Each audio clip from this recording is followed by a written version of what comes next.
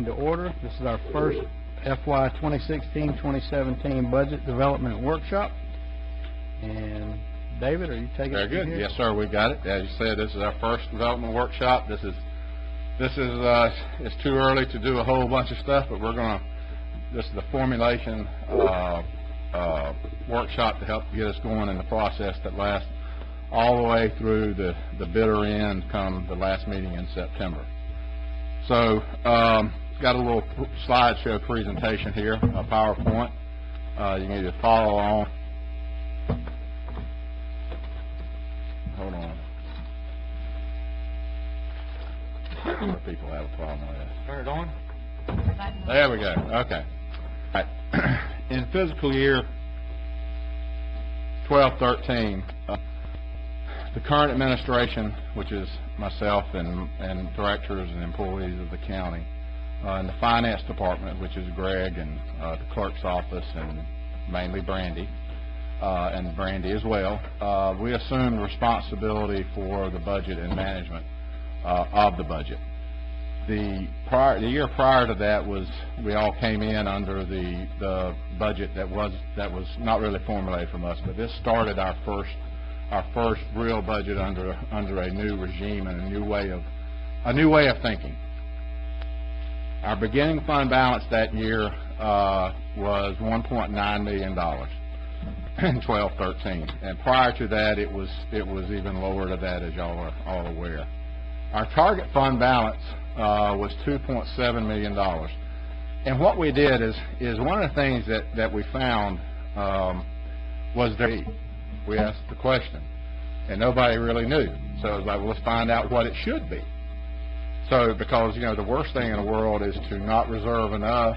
The other bad thing is to reserve too much, because then you're parking the people's money. So therefore, that's how we scoured Greg did his research and the different government accounting websites, and we kind of came to this, which made sense. And actually, we had worked in the numbers if we had problems, and it all came back to about this 30% number. So, yes, sir. So just for clarity, this, when we're using the term target fund balance, is the same thing as reserves? Yes. Okay.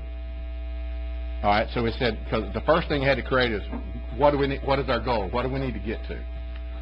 All right. It's the problems that I saw was, I come from the business world, not the government side. Was we always coached next year's team. Okay, meaning you don't coach this year's team. You just execute this year's team. You coach next year's, meaning you always have to look ahead. And we always had our 5-year plans. We tweaked them a little bit, but we pretty much stuck to our plans unless the dynamics changed. So that's something that we brought in was a 5-year plan. And because when I promised when I came in, I said, you know, give me 5 years, and we'll get there. We'll get to where we need to be. We'll get the government stabilized. We're going to get a roadmap to get there, and that's what that gave us. So. And that's what we've worked towards, and we created that long-term financial planning. And congratulations to you guys. We stuck to the plan, and excuse me. We stuck to the plan. This is a pretty good little cartoon, or not cartoon here, but we set a goal, a matrix to work from. We made a plan. We got to work. We stuck to it, and then I can't see the other one, we achieved our goal. We achieved our goal. So we achieved our goal to reach fund balance in 3 years. The target was met earlier due to actual revenue being collected increases, and our actual expenses being less than projected. We held the line as well as we could in expenses, but we corrected a few things. There were some areas to where expenses had been cut that should have never been cut, that was costing us more money. So we've since corrected a lot of stuff. We've outsourced some stuff, we've cut some departments, etc. Focused our dollars where they should be focused. Open this one up here. I can't see that far on my eyes. This slide shows what in 13-14 our budgeted revenues, actual revenue was $10.4 million. Our budgeted revenues were $9.7 for a additional revenue of $700,000. That was all in 1 year. But also our budgeted expenses was 9.7, and we held serve at just a little under that 9.7 versus 9,093,000 for about a $68,000 savings, $55,000 savings, excuse me. So that resulted in that year of $758,930 put back to reserves. All right. In 14-15, all the same was the same, other than our revenue collected was actually less than what we had budgeted. But we saved on the expense side, so we ended up with $151,000 savings that went to our fund balance. 14-15 targeted fund balance was $3,002,000. That's at 30% of our expenses. David, Yes. the decrease in revenue collected from anticipated, was that attributable to any one thing? I know the In sheriff's that department, 1 year, I know the jail bed revenue is highly volatile, and I didn't know if that was the. Okay. no, that's not it. It was just I think wasn't the everyone we had projected it didn't come in. Yeah. That's fine. To analyze it, there was a couple of factors in there. In the 14-15 fund balance was achieved. In our general fund, we have 3.5 in reserves, revenue stabilization fund, $500,000, and for a total of $4,074,000. The county we're as healthy today as we've ever been. So we've reached our goal.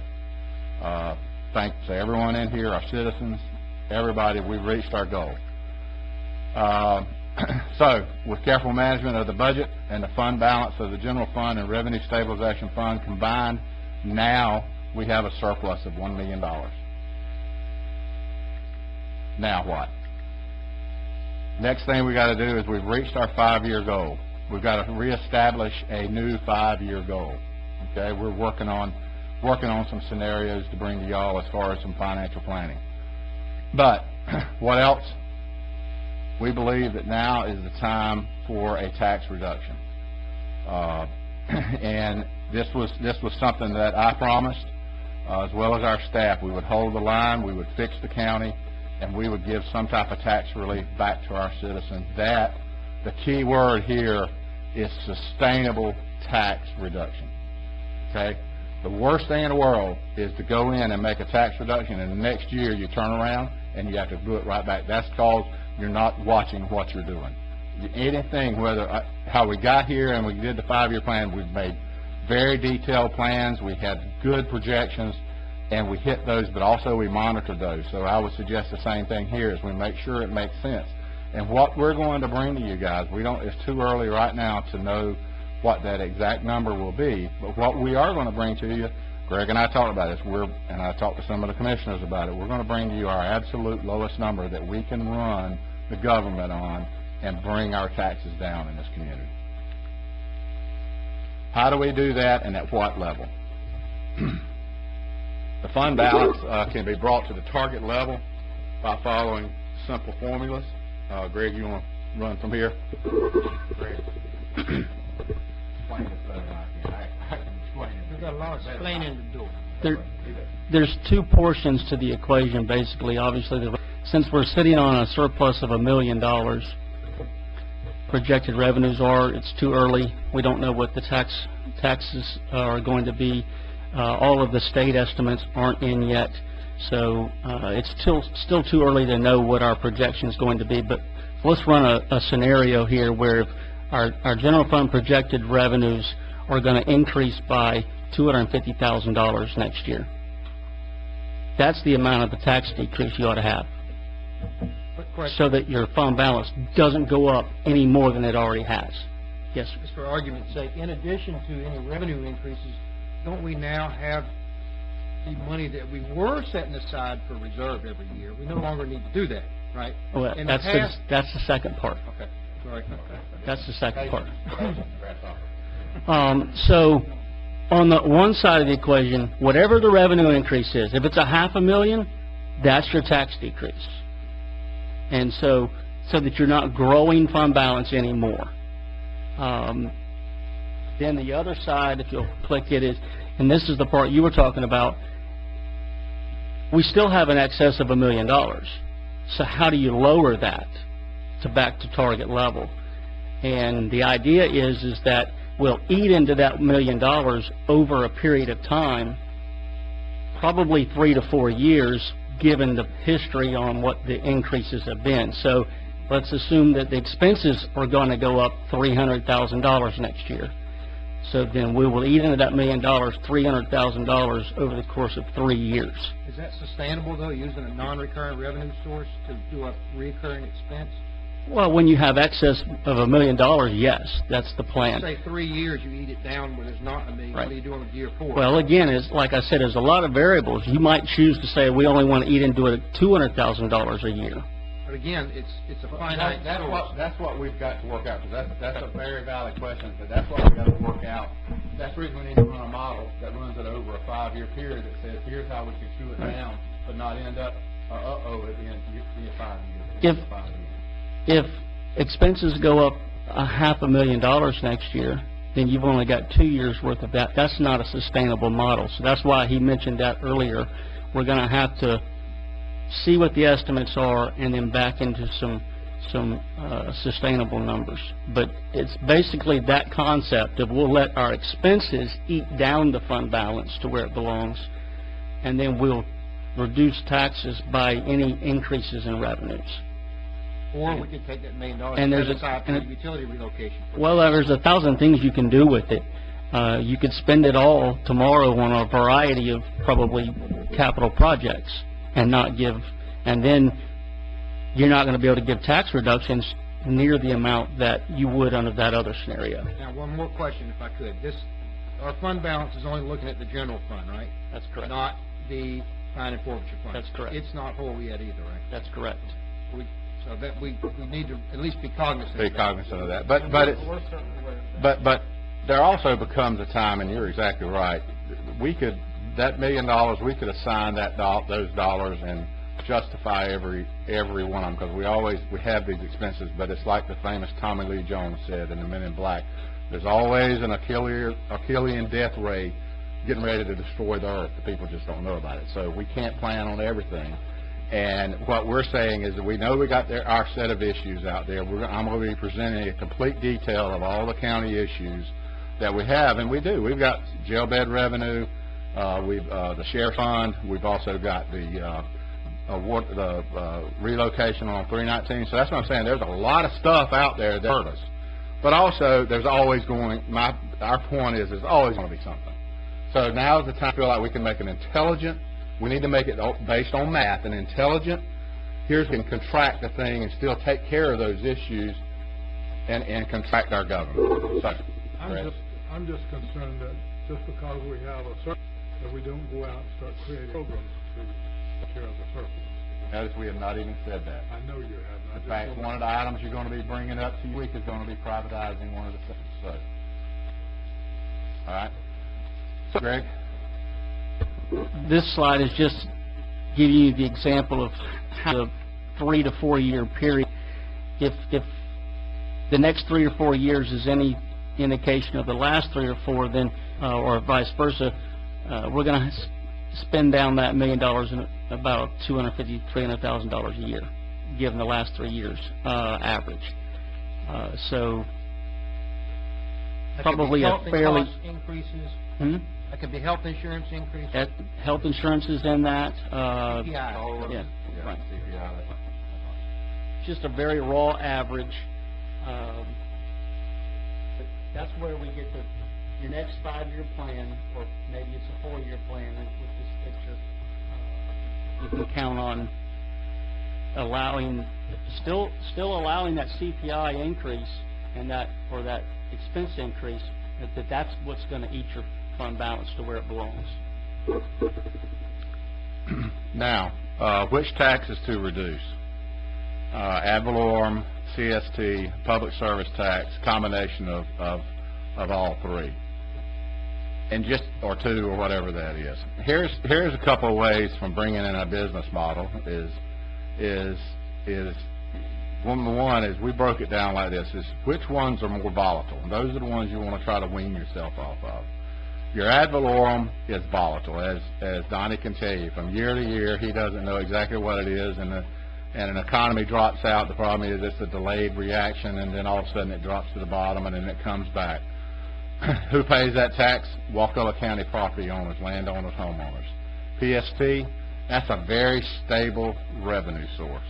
Who pays the tax? Citizens, all citizens who use electricity, propane, gas, kerosene, and purchased water. CST is volatile revenue. It's a volatile revenue source. And why is that? There has been discussions, and this year, I don't, unless the chairman knows anything different, I don't think it was even talked about this year to any degree. No, I didn't hear At the anything. legislature. So therefore, it may be sound, but it has been said in the past when they tried to eliminate the CST. Who pays that? That's the citizen cable, satellite, internet, and mobile phones.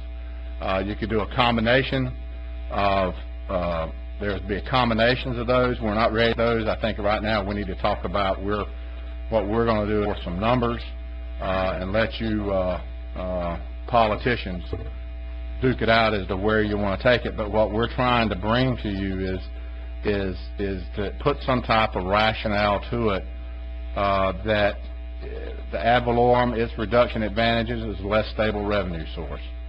All right, reduction disadvantages, it benefits only property owners. Now, one other thing with ad valorem, we can only take ad valorem just so far, because at some point in time we begin to lose a lot of our legislative appropriations. So there's a balance there. What's the millage rate when that cuts off? I believe it's 8. I think that went away. I don't Did think that go away? We used to I lose think- our scrap Okay, and scot money. That's but right. That's right. That went away. I'm I think sorry. that went away. You're right. Okay. So I scratched that last statement. Thank you. So let's take that thing on down. CST reduction is a volatile revenue. As I talked before, it benefits most citizens, may exclude some low-income citizens. The PST reduction benefits a vast majority of citizens and is a stable revenue source. Continued success will be determined by thoughtful planning and consideration of potential issues and challenge future. And that's what we're wanting to bring to you guys, a budget in July that has had that. It's had everyone's input, but put in a thoughtful way that we can run models, and we want y'all to work with us, and we will work with you and run different. But we got here, and we're having this good day. It's a good day for what citizens of Wakulla through. We got a plan, and we stuck to the plan, and that we need to develop again. Is to develop that plan that gets us another 4 down the road. So that number one is to people looking into the county to come and invest in our county, whether that be a business owner, whether that be a homeowner. They're looking for good. One of the things is good, stable government. It really is. It's something to where they don't see things going all over the board. They can predict from year to year what their taxes will be, whether those are high or low. They'll predict what those are. So that's one of the things I would ask is let's go through this process. We're going to give you some models. Let's make a thoughtful, which I know you will, but plan this thing out, because we got here. This is a good day for our county. These should be very positive discussions. It's a long time coming, but what my hope is, and our staff and Greg and everyone, is and I'm sure you guys as well, is we make a good decision that we can give some relief to our citizens, and as our county grows, we can give further relief, and to where we're committed to operate the government effectively and efficiently. We look at every issue that we can, and we're batting we got a good batting average, but we're not perfect, but still we try. So we're saying all that. It's question and discussion time. Okay, thank you. Yep. So thank you very much for the nice PowerPoint. And I've always thanked you and Greg for the continued great work you do on the budget. And I truly mean that. But we did more than stick to a plan. We also stuck it to the citizens. You know, this was like a bailout of the banks. Banks were fraudulent, they acted badly, and then who bails them out so that they can give $1 million increases, bonuses to their same employees? The citizens of the United States. In this case, it's the citizens of Wakulla County.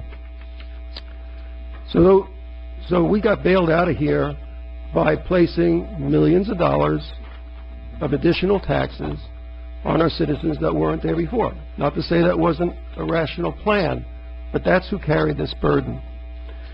And, you know, last time I was elected in 2012, you know, and I think I've done that before, is my goal is to always use the money of Wakulla County taxpayers in the best interest of Wakulla County.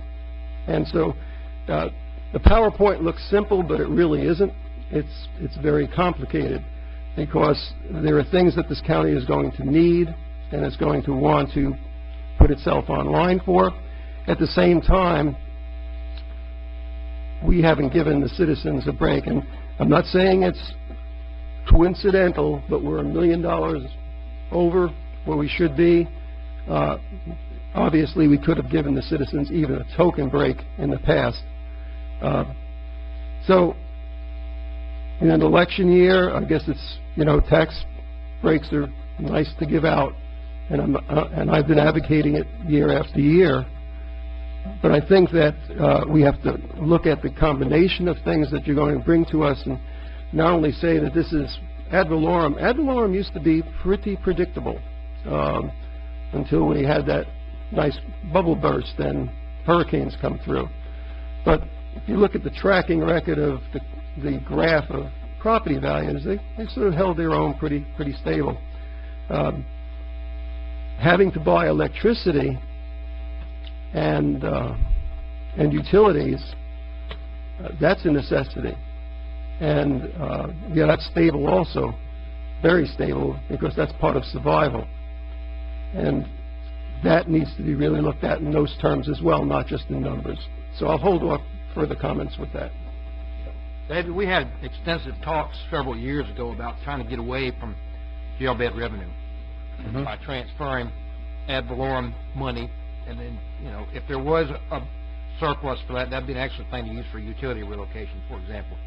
Is that still in the thinking, that we try to wean ourselves off of that? Because, yeah, you know, it's a crisis. If that gets canceled tomorrow. The first step was to reduce the budget number, and we've done that. There were some other measures that the board did not take that we had asked the board to do, but and that would have probably helped us out today. But the jail bed seems to be stabilizing a little bit. Realize it could go away tomorrow, but as of right now, we've got $500,000 in our revenue stabilization fund, as well as we're fully funded on our expense side, so we could weather a storm to a degree. But when it comes to the relocation of 319, no, sir, we do not have any funds set aside for the relocation of 319 at this time, other than what's in our sewer fund currently that we're going to be using right now. But that doesn't mean in the future that there's going to be different mechanisms to fund that, as far as you know, SRF loans, etc., that we'll qualify for, that we could pay over time and possibly get the legislature to forgive over time. But those are things that we've got to look at. We're also in the process of redoing our, as you know, we're looking at our lift stations, and Preble Rich is doing that, and we're looking everywhere we can, number one, to reroute, to take as much pressure off of 319 so we don't have to upsize the mains. But secondly, part of that is looking, the second phase of that is to look at each section and see what it's going to take to actually relocate those utilities, what the estimated dollar amount. So we'll have something to plan towards, because right now we just have a number, about $12 million that we think it'll be, but we don't have, I can't tell you the exact science that goes behind that. Yes, sir. I have a question on that, just follow up. And I don't know, you know, are you aware of when other counties have been in a situation of having one of these major roads widened and utilities have to be moved, and dealing with the laws as it's set up now that the county's responsible for paying that, do they work that out over a period of time? How does that work? The state will work with you. We have first applied for, on the utility relocation down at 319 and 98, we asked the state, we went through their application process to have that state to pay for that. And the good news is we're a good, healthy government now. The bad news is we're a good, healthy government. And DOT said no to us and to Stop Choppy that they went through our financials and they said, no, y'all are in good enough shape, you can take care of those. So therefore, but they did offer up some FRS, state revolving fund dollars, some very, very, very low interest that we could pay it over time. That is a possibility. We just haven't explored that because we haven't gotten into a real big project yet. A couple of, if I could, one more thought on that. I talked to you, I think I talked to Heather at one time. If we were able to tag on, and I know I'm sure other utilities do it, onto the actual sewer customers, some small portion that would be allocated just for this utility relocation. If we start doing it now, we won't have a big bundle, and it may be even something we can bond or use to repay a loan, because in my mind it's maybe not as fair for someone, a property owner in Smith Creek, to be paying to move sewer lines that they'll never ever use. Now, I know there's a little bit of disconnect, but anyway, that was just a thought. If we added $1 or $2 a month or something just with the people that use the iron. I think it's an interesting concept. Okay. Just my general thoughts on the budget. I know we're very early in it. The employees haven't had a cost of living increase. Any employee, Sheriff's Department, they've had some, but you know what I mean. In general, we're going to build that into this year's budget. We will build a summer, for example, yes. Not counting her promotion, but no cost of living for. It hasn't kept up with CPI even close. No. So that would be one of my priorities to take care of, and then after that, whatever excess revenue. Me personally, I disagree with Dr. Kessler on this one. I would like to see any cuts come from the ad valorem side. That's just my personal thoughts. There's plenty of time to hash that out. Oh yeah. Further questions, comments? I'm just glad we're having this discussion in the proper context of a budget workshop. Well, I'd like to say something with that in the proper context of a budget workshop. You know, we've had budget workshops for the last 3 years, and this is into our 4th year. And every time that this discussion gets brought up outside of a budget workshop, it does not prevent any other commissioner from coming back during a budget workshop and asking for a tax break. In addition, if you go back to the notes of those meetings, you will see that it has been brought up in the past years at budget workshops at the tax cuts, and they were ignored.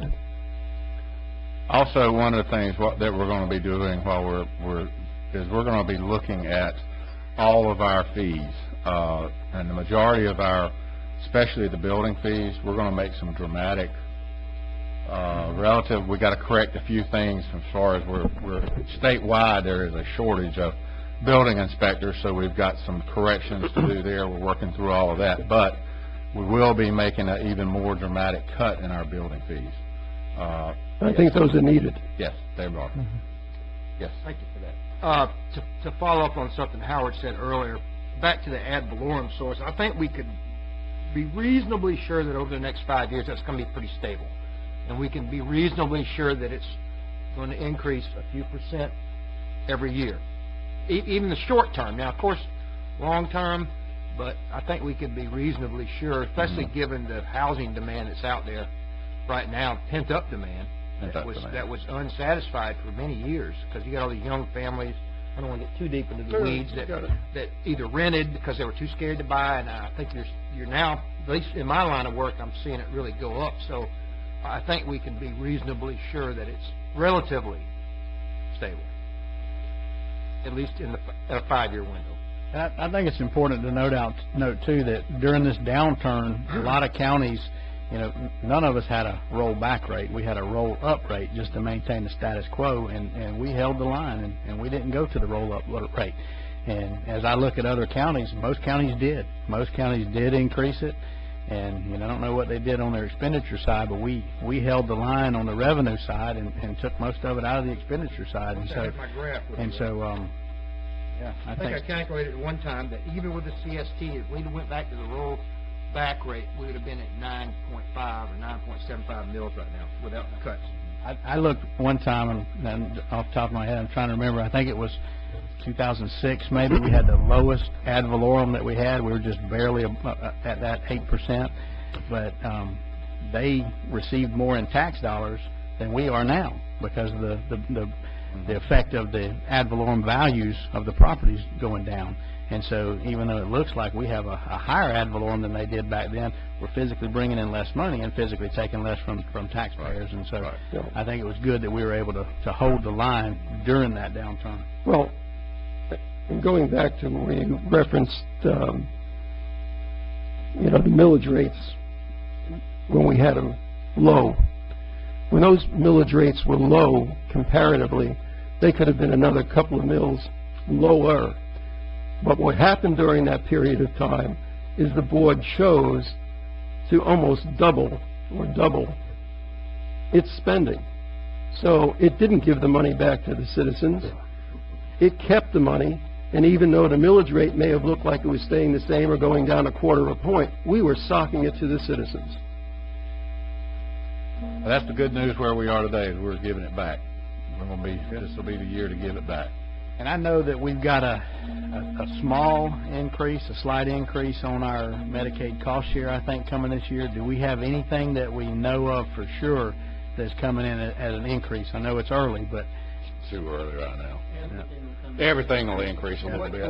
What's the policy on, I think we adopted on employee health care increases? Didn't we cap it at a certain? That's something that I think we need to look at again this year. And I know Commissioner Thomas, he wanted to bid that out, in which we will be glad to do that. I'm a little cautious about that. We'll talk about that as we get further down the line. But I think at some point we do need to have it, looking at other counties as well, as there is a great insurance that we have, and if we want to stay with that, then we need to have a program to where where the county will pay just X amount of increase and then the rest of it's passed on. I think that's a fair thing. We have one of the, the best insurance setups in the country. That's right, we do. If not the best. That's right. And so, I mean, it's really good, and it's a good benefit to our employees. It's just, and you're right, and that's the reason we brought it up last year. I would love to cap it at, we can sustain 5%. Love to cap it at 5%, and anything over that would just be passed on.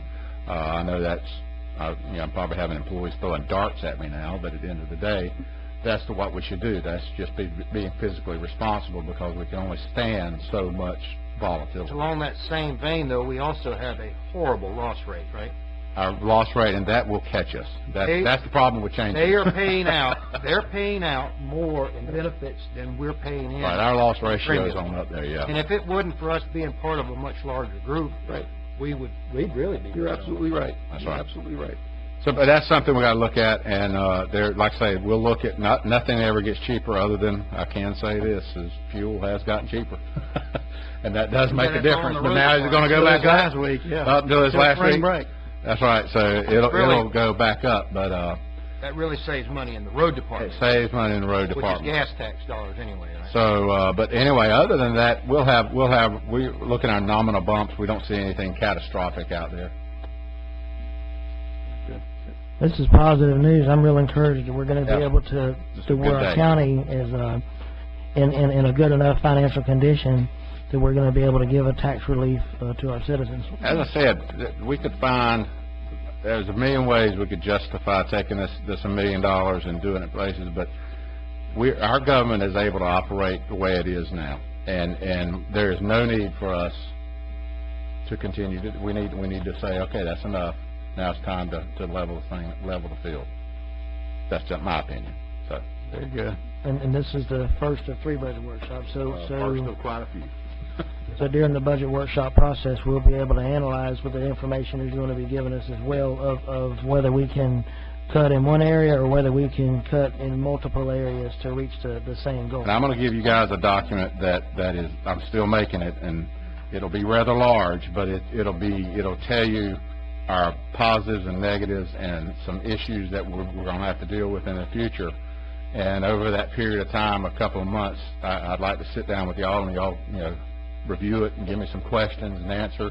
But it'll give you a better idea of what I see as facing our county and our staff and our some roadblocks that we're looking at, as well as some opportunities that may be there. So it's a combination of the two. You're going to give several options for tax reduction, and one of those will be millage only, correct? We'll give you any option y'all want. I'd like to see, different options. We would look at the option maybe of millage only, but also see the options of what it would be if we reduce some of the others, to even it out. Sure. We first need to find out what that number is, and we're scared to put anything out there right now because, as you know, if we said it's going to go to X, that's what all of a sudden it's going to be, and we don't know. We know it's be significant, but we don't know that dollar number yet. When is our next budget workshop scheduled? June. It'll be hot. It'll be hot then. Very good. Donnie, any comments? No? Mary Dean, on behalf of the sheriff? No other constitutionals? Come on up. If you don't mind, so the folks watching at home can see it. It's in televised. Yeah, but they watch it on the internet. I agree that we definitely need to give the taxpayers and the citizens a break, but we also need to look at how we can do for our workers. Yes. Because they've suffered for quite a few years and stuck with us. And the only thing that scares me with the insurance, if you put a 5% thing, you give them a raise here, but they get an increase over here, and they wind up in the same place they are. You need to look at the whole picture when you do it. The other thing I would urge y'all to do is, we're going to have 3 or 4 budgets. I know now it's early, you don't have our budgets. But before we get to 15 minutes, before you have to vote on it, if we got cuts and stuff that y'all want to see and do, let's look at it and talk about it then, because it seems like every year we wait to the very last minute, and then, well, what are we going to cut? And it's kind of late to cut then. That's stuff that, I commend y'all for debating and discussing it. But it's gotten better over the years is the way y'all do that. It used to, there wasn't a lot of that went on. I think we get a better product at the end when we do that. Somewhere you got to come together to figure out what's best for the taxpayers and the citizens, and I commend y'all for doing that. Thank you, sir. Well, and David mentioned bidding out the insurance. I want to be clear. I'm not just trying to get rid of Capital Health Plan. I think we've got a Cadillac plan. I talked to other commissioners in other counties, and our low deductibles and our plan, it's a great plan, but it's also very expensive to the taxpayers. And you guys have any interest in that and weighing it out, and see if there's other options there. I think we all agree it's a great plan, but the vast majority of the state does not fall under the Capital Health Plan, and they have great insurance as well. And maybe there's a way that we could increase the deductibles to try to encourage a reduction in our loss rate, but then maybe pass that savings back on to our employees in the form of a pay raise. And so we're helping compensate for that. If we can make it all make sense, that's all I'm saying. Let's look at the bottom line numbers and see if we can achieve the same thing at a lower cost. Mr. Chairman, if it was a way of comparing apples to apples and oranges to oranges, I would say you're absolutely right, and we should be looking at that. The problem is that's almost an impossibility to do in the healthcare environment that we have and with the healthcare providers. So yeah, I get letters still after being retired from active surgery for 16 years now from insurance companies asking me to join their group and be a provider on their group. That's the problem. Capital Health Plan has the providers that most of our employees have as their primary doctors and specialists. They have a really good selection of those doctors as well. And when you look at the other insurance companies, and I'm not going to mention them by name, but you run into a real problem with not only the availability of physicians, but on the just the aggravating thing of bills and things like that, which we haven't been having with Capital Regional. So if we could compare apples to apples, oranges to oranges, I'm all for that, but I think it would be almost impossible to do. Jerry?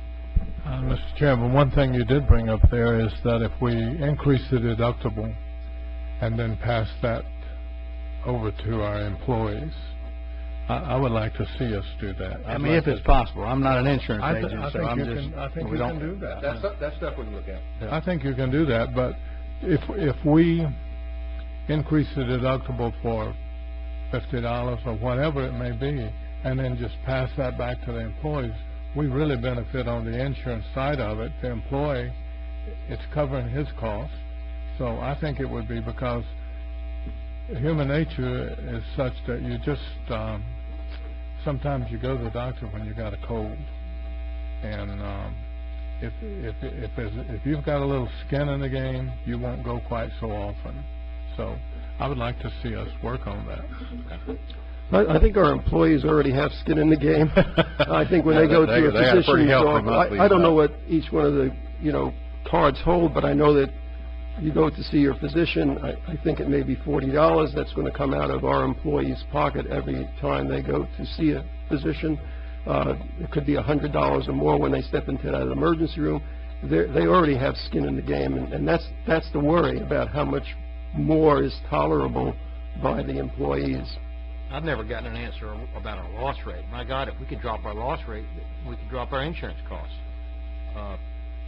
COPD is what I've been hearing is one of the big things. No, but because of HIPAA, I guess they can't give you any specifics. But if we could reduce our loss rate. The danger of bidding it out is you go with another insurance company, you're almost guaranteed the reduction the first year you're in, because they're going to lowball you, and then because of your loss ratios, you're going to pay for it the next year, and then you have maybe not an apples-to-apples insurance, and you're worse off. Again, if we weren't part of a large group, we would really be, us, the county, the citizens, and the employees would pay them through the nose. But I think I remember we received some information last year that we're paying about $1,400 a month per employee. I mean, that's more than I paid for an entire family as a self-employed policy. I know things have changed, Obamacare and everything's changed, but I'm just wondering. I don't want to make a decision that would hurt the employees at all. That's definitely not what I'm saying. We haven't been keeping up with the raises, so we're not going to make up this, in my mind, on their backs. But if there's a way to pass that savings on, and they get a benefit and the taxpayers get the benefit, that's all I'm saying. Let's explore that.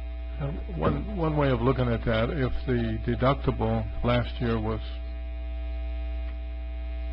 $20,000, let's just $20,000, then we refund the $20,000 to the employees and raise the deductible like amount, so they're going to be balanced as they go forward. You can absolutely balance that, where the employee has no more cost going forward, but he will have a reason to be cautious. I don't want to take any dollars out of the employee, but I think you could balance that where there's not anything there. I don't want to do any. I want to be sure we don't do anything that's going to be detrimental to our employees either, because I mean the plan is one of the best. I have Capital Health plan as a state worker. It's one of the best in the nation. It is a good plan, and I want to be sure we don't do anything that's going to be detrimental to our employees. But also, I believe we have a lot of great staff in every department, and I want us to make sure that we're able to retain that great staff. So one thing I was wondering as we go through this is the surplus going to allow us to give a much needed tax relief to the citizens, but maybe at the same time allow a smaller increase to the employees in order to attempt to retain the employees that we have. It sounds like that's the plan, if the numbers will hold out. Yeah, and if we can do that, I think it would be very positive for the citizens, and plus it would be positive for our staff that have done a good job and been very instrumental in us having that surplus. David, explain while tracking down this, when I was trying to track down the loss rate causes. The retirees, for example, if someone has been retired for many years, are they still covered under our capital health plan? That, Are they part of the pool? they're part of the pool. Now, I thought at some point they came off the pool. When They reached come a off certain when age. it comes to calculating the loss ratio, from what I understand. I was wondering if we were real heavy on the retiree But all side. it that takes was is skewing. to skew your loss ratio is, someone having cancer. I think also we had a one of the things that really hit us hard was one of our employees had a child that stayed at Shands for a couple of months, and run up some of their advanced play, and that you have stuff like that. It's not necessarily the employee, but the employees' families. Things just happen. It's life, and thank God we were able to. They had insurance and could handle take care of it, but that does hurt. But so our last year, I think our loss ratio went down a little bit. So maybe hopefully it'll continue to go down. As long as it's above 1, it probably won't go down. That's right. That's right. Any citizens like to make any comments or ask any questions? Anyone else? Oh, when you and Greg get together, you are going to check with the brains of the operation, Brandy, right? Brandy, we call her our. She is. We can't do without her. So She's the Karl Rove of Wakulla. She is our. As you know, as being an orthopedic surgeon, you can't walk without your big toe. She's our big toe. Good. Right, Nicole? She got a kick out of that. Okay. He's David's brain. All right. Thank you. Anything else? Just want to adjourn, take a short break. Sure. No time for a hamburger.